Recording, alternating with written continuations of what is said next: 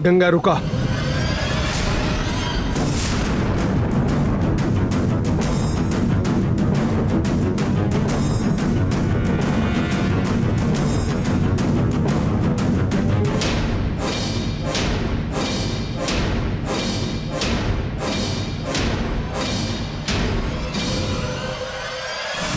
रात भर कहाँ रहलू तू? हमार सुत्ते के बाद कहीं गयल रहलू, अभी वापस आवत तारू ना? तू ऐसन करबू हम सपने में भी ना सोच ले रहनी। ऐसन का हो गई जय तोरा के ई फैसला लेवे के पड़ल, जरा बताइबू? तू हमसे बात न करबू त तहरा के लागल हम तहरा पे हक जताइब।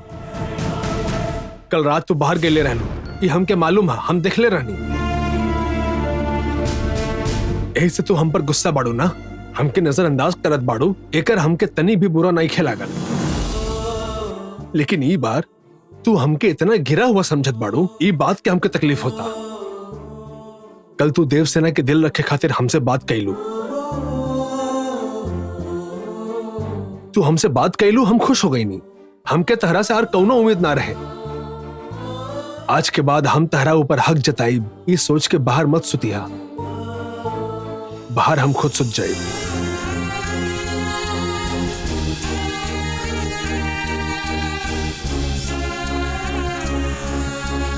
इतना साफ दिल के इंसान के छोड़ के गंगा के परलोक जाए के पड़ल। वो हमार भाग धोखे के बावजूद हम ओकरा के बचा न पाई। शायद ये ओकर किस्मत में रहा।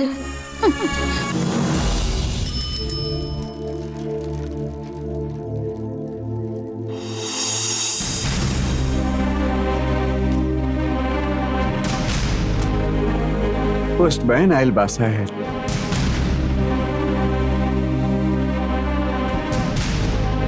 सर लेटर, सर लेटर आइल बा।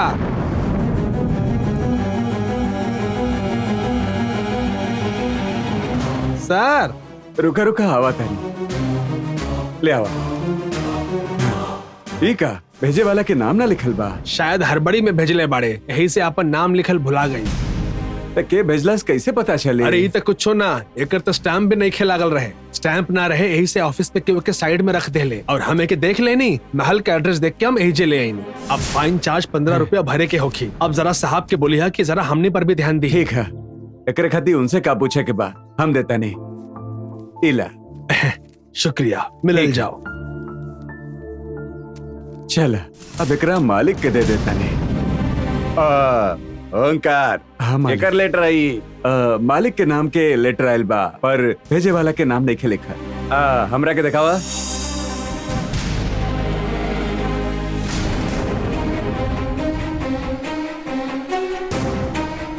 अपन नाम पता लिखले बिना बिना स्टैम्प के जीजा जी के लेटर भेजले बा। के भेज सकेला?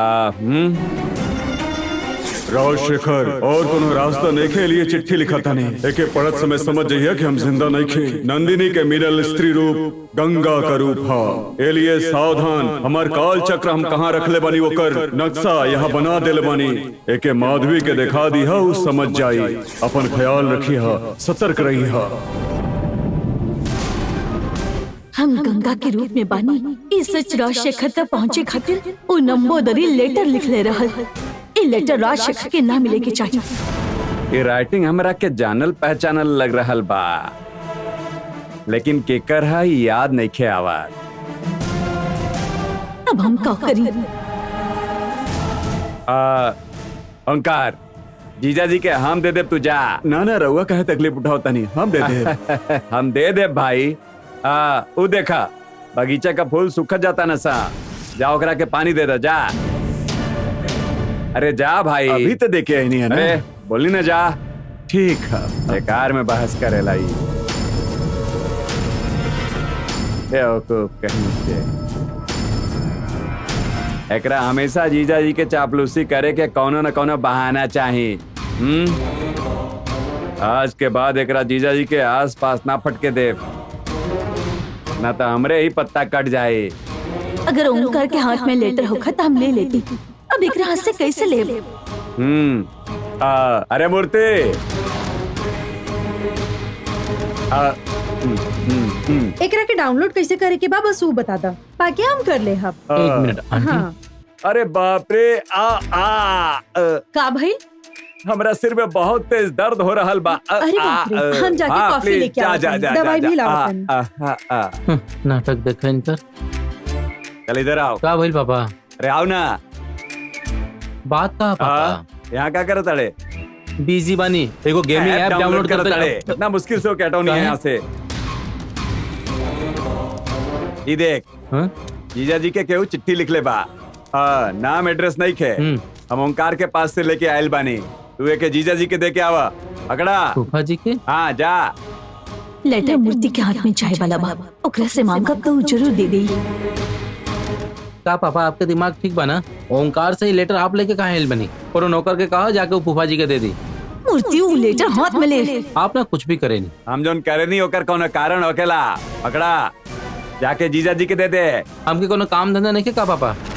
हम ही घर के नौकर ना ही, घर के नौकर के बोला वो लेके जाइए ना। हमरा के बताइए तेरे। अरे आप मारत काहे बानी पापा? नंदनी टेंशन में काहे लागत या का कारण बा? शायद उ खत में कुछ तो लिखल बा। एक ही खातिर उ खत देख के नंदनी के पसीना छूट गइल बा। ए मूर्ति भी ना देखा, अगर ये काम घर के नौकर कहना ना तो ये उनकर काम है और हम कहनी तो सेवा। समझ गए ना? हमें बहुत फायदा बा। समझ गए थे?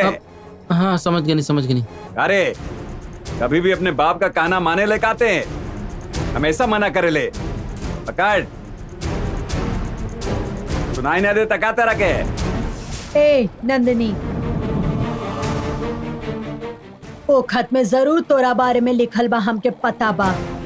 आज तक तू बच्चे वाली नहीं खू। काल चक्र के भूल जो, जल्दी तू ये महल से बाहर हो जाइबू। हमार छोड़ तू तो मछली के रूप में ही मरबू। हमनी के अपन एक एक चाल राजनीति के हिसाब से चले के चाहिए। अब एमे कौन राजनीति बा पापा? तू हमार बात सुना। जब तू ये लेटर जीजा जी के पास लेके जाइबे ना तो का बोलिए? अरे तू काहे लेके आइला? कोनो नौकर के हाथ भेज देता, ये बोलिए ना। हाँ हम ये कहा था नहीं ना। मूर्ति, उनकर बोलल अलग बात, तोहार बोलल अलग बात बा। हम कुछ समझ नहीं ना पापा। हम तोरा समझावत नहीं, ध्यान से सुन। जीजा जी के पास जाके तू ये लेटर देबे ना तो जीजा जी कहिए कि तू ये काम काहे करताड़ा। तब तू कहिया अरे ई तो अपने घर का काम बा, एकरा कहला में हमरे कौन परेशानी बा फुप्पा जी। ये सुन के जीजा जी के मन में तोरे खातिर इज्जत बढ़ जाई। तू परिवार से बहुत प्यार करेला, उनका विश्वास हो जाई। अच्छा, इस छोट से काम से का फूफा जी हमरा के इज्जत दी है? अरे बड़वर लोग हमेशा छोट छोट बात पर ही ज्यादा ध्यान देवेला। हम जोन कहता नहीं कर, फिर देखिए का हो की। ठीक बा, हम के लेटर दी। धीरे धीरे हमनी के आधा प्रॉपर्टी ले लियल जाए।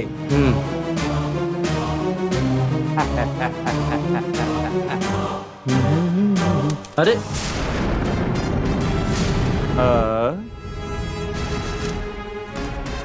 ए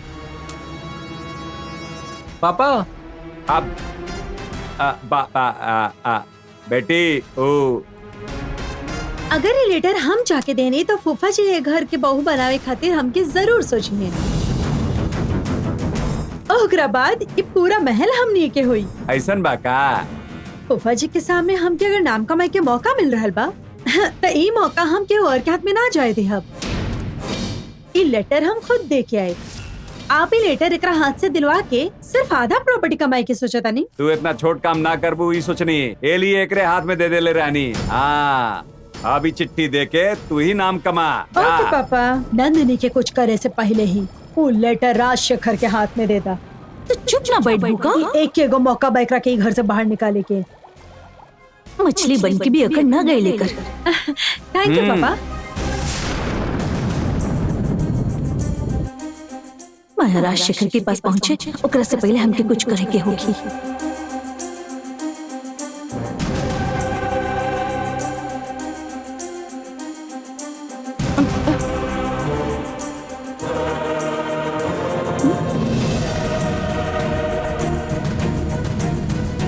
फूफा जी कहाँ बानी आप? फूफा जी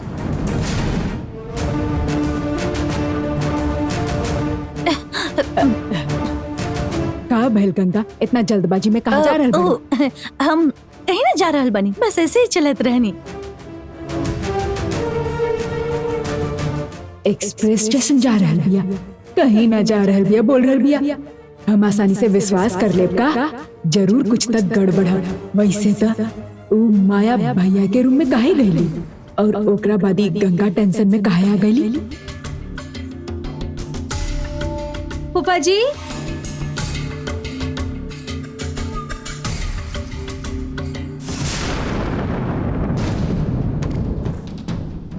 फूफा जी भैया के नाम से लेटर आयला, मतलब ई लेटर में जरूर कुछ तो है। फूफा जी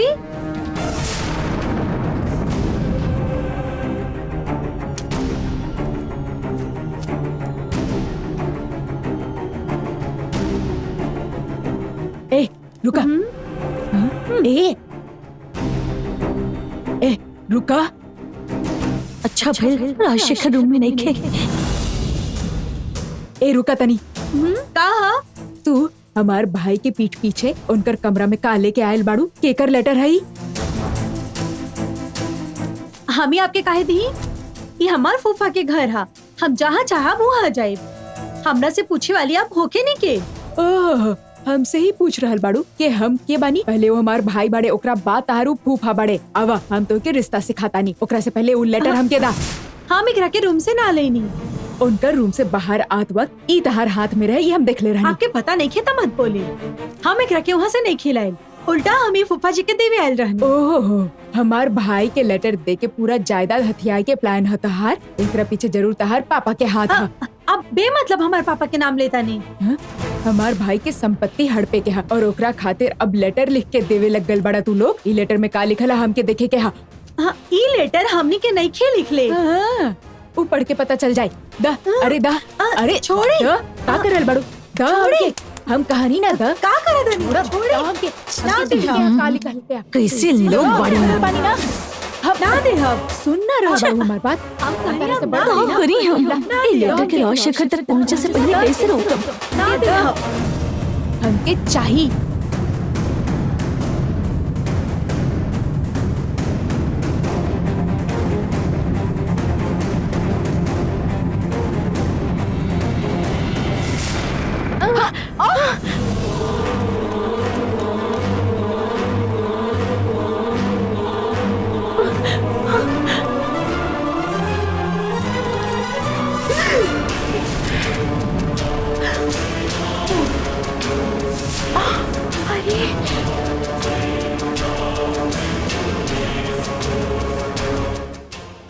अच्छा भइल राजशेखर ना देख ले। अरे अरे का भाई तो दोनों काहे खातिर भाग दौड़ मचावत बाड़ू? तहार लाइल लेटर दिखा के देखत तो कि कैसे पकड़ाता नहीं। हाँ, फूफा जी के लेटर दे के कैसे उनका दिल जीता भी देखिया। लेटर कहाँ गई? कहाँ गए तू लेटर? दोनों ऐसे शांत काहे खड़ा बाड़ू? हम तोरा से कुछ पूछत बानी। अब भैया वो कुछ ना फूफा जी, हमने दोनों में से सीढ़ी उतार के केस सबसे पहले नीचे आई। ऐसा ना आपकी बहन शर्त लगे ले रहे, ऐसे हमने के दौड़ के आई नहीं। अरे बाप रे, बदतमीज लड़की पूरा कहानी पलट का तू देली। खुद के छोटा बच्चा समझताड़ू जो एकरा साथे शर्त लगावत बाड़ू? ना तोरा अकल नहीं ना है? भैया, हाँ? बस कुछ मत बोला। हैं? तो हर पति दिन भर खात रहेला और तू छोट बच्चन जैसन हमेशा खेलत रहेलू। हैं? दोनों मिलकर परिवार कैसे चलावेला भगवान जाने। जा जाकर कुछ काम करा, तू जा। अभी तो कहाँ गए यही लेटर? रहा। ये सामने तो रहे। ए, चुप रहा। कहाँ चल कहाँ गए गायब हो लेटर? गई? लेटर आखिर गई कहाँ? कैसे गायब हो गई? कहीं भी ना दिख रहा। ये रहे, फिर कहाँ चल गए? अच्छा भाई, जैसे तैसे ही लेटर हमारे हाथ में आ गई। अब एकरा में काली खलबा वो दादाजी के पास ही जाके पड़ा।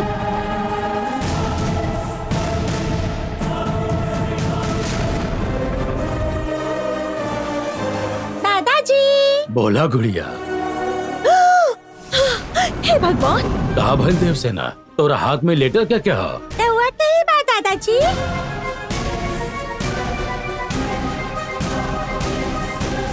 हमारा तब फिर दो ना। दादाजी। बोला गुड़िया। हे भगवान, कहा भल देवसेना, तोरा हाथ में लेटर क्या क्या है? तो हुआ कही बात दादाजी।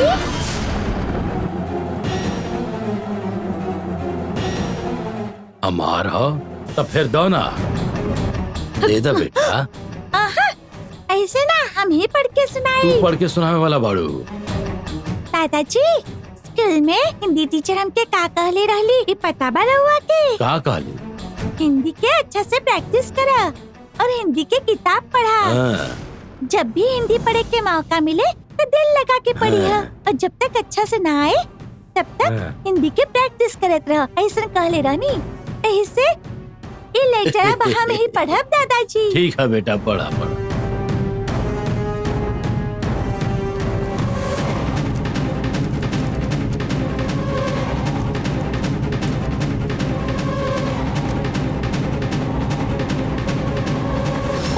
अरे रे, दा जो शे खर दाद शेखर। हाँ, पढ़ा पढ़ा। आ रा को ई रा sta हाँ, और कोनो रास्ता। हाँ, हाँ, हाँ। आगे पढ़ा।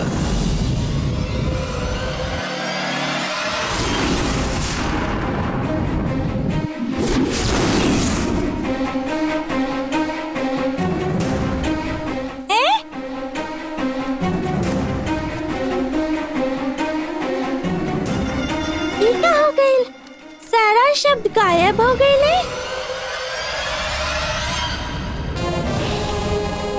ऐसे कैसे हो गई? का भइल बेटा? और कोनो रास्ता? एक आगे का लिखल बा, कैसे पढ़ा। पढ़ा? बाकी के लिखा सब गायब हो गई। ई का कहत बाड़ू? गायब हो गई? जरा दिखावा। ई का बस इतना ही? ई कैसे भइल? अरे एकर आगे तो कुछ नहीं खेली लिखल।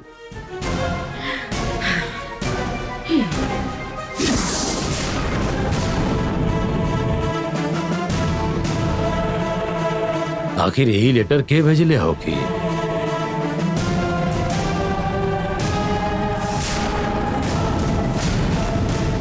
हमार पता लिखल बा, लेकिन भेजे वाला के नाम नहीं खे लिखल। याद रखे, अगर फिर से ऐसा गुमनाम लेटर आयल तो ओकरा के पढ़िया मत।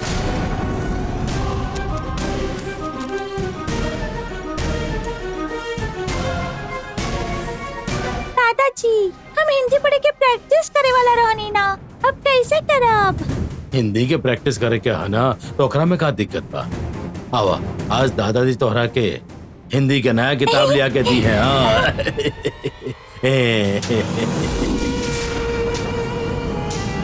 हिंदी के प्रैक्टिस करे के है ना, तो ओकरा में का दिक्कत बा? आवा, आज दादाजी तोहरा के हिंदी के नया किताब लिया के दी है। हाँ।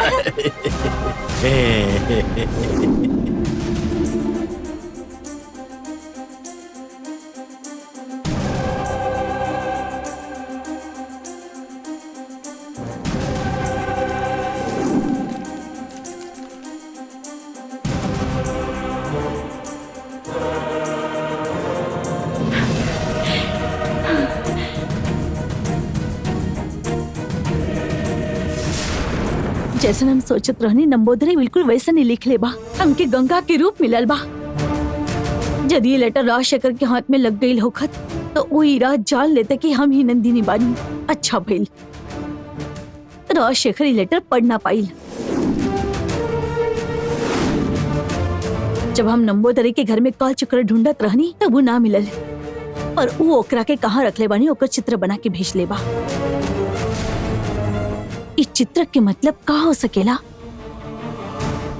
इस चित्र में 4 नंबर लिख ले बा।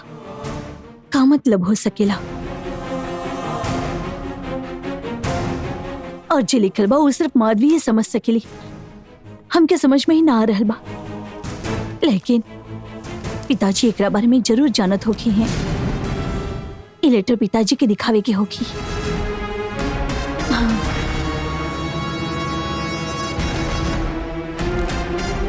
वो नंबोदरी के तू मार देबू यो के पता चल गई रहे, यही से बहुत चालाकी से वो राजशेखर के ही लेटर भेज देले। हाँ पिताजी, वो हमार राज जाने के बाद हमारा असली रूप और काल चक्र के बारे में सब कुछ राजशेखर के बतावे खातिर अच्छा कोशिश कैले रहल। अपन काल चक्र वो माधवी के देवे के फैसला कैले रहल। हाँ, किस्मत से हम वो लेटर देख लेलस और बड़ा मुश्किल से एकरा के अपन हाथ में ले ले, वरना हमारा असलियत राजशेखर के पता चल जाइत और वो काल चक्र भी माधवी के हाथ में चल जाइत। कैसे चल जाई? तू पार्वती के बेटी बाड़ू, तारा के दुनिया में केहू पराजित ना कर सकेला। तू महल में ही रहत बाड़ू, तब वो केहू तारा के कुछ न कर पाई। हम अपन संघर्ष करत रहब, लेकिन हमके उनका सर्वनाश करे के बा। अब तक हम ये सोचत रहनी कि तीनों काल चक्र एक ही जगह पर बा, पर जब हम ये लेटर पढ़नी था हमके एहसास भइल कि वो तीनों काल चक्र वो 3 लोग आपस में बांट लेले बानी। शायद राजशेखर के पास रखल काल चक्र के इतना कोशिशन के बावजूद भी हम अब तक ओकरा के ढूंढ न पाईनी। नंबोदरी के पास जे रहल उ काल चक्र कैसे भी करके हमके ढूंढे के होगी। काल चक्र जहाँ रखल बा उ जगह के पता लगावे खातिर